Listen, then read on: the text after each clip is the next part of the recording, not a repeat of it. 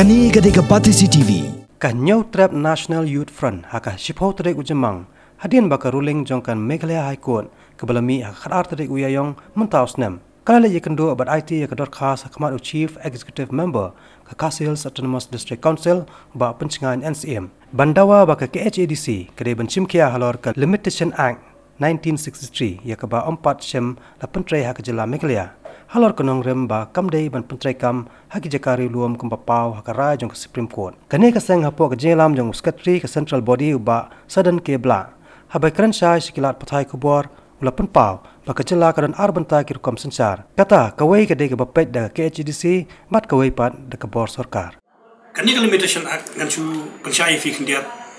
kam da de ba ruling ka High Court ya kani ka Limitation Act ngai kani ka case kaba ketika Shela Action Committee, po Shela kibile pasya ekalafach, bolo sikata, ekalana concession mining jo kalafach kibile pasya kira mingani kias. Kini kami semua file ke kias habis baga limitation. Indri ki file ke kias banong baga ketika jika airai jong Supreme Court, ban jong High Court hakabai dei ban job kalafach, ya ke kias, kiong ngidon kamban appeal. Ya kata, hangni laong ba karkum karai jom High Court ko ba lakut kapor ba apil sih.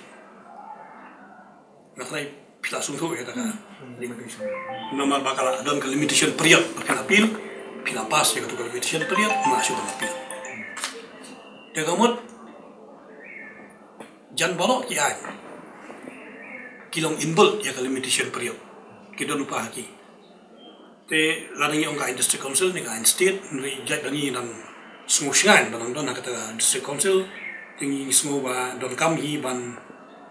appeal mau urut ya kini karai jong High Court kanang ba ki bentai ba ke Indian Constitution kala ya dak kerpang ini kan dan kalian jungi hadin bang la discuss ba ki parlok na ki na gachane hamtam ba ki la go through ya kini ka full order batngar wa suthu hamni ba nimri ban klep ba po Meghalaya hadin bang yo state minon ardli ki jai khendo ki area kawai ki ongka Shillong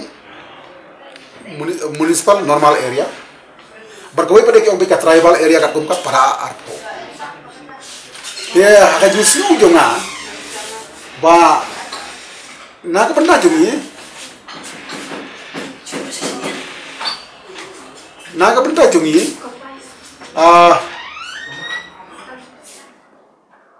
Limitation Act karena ban apply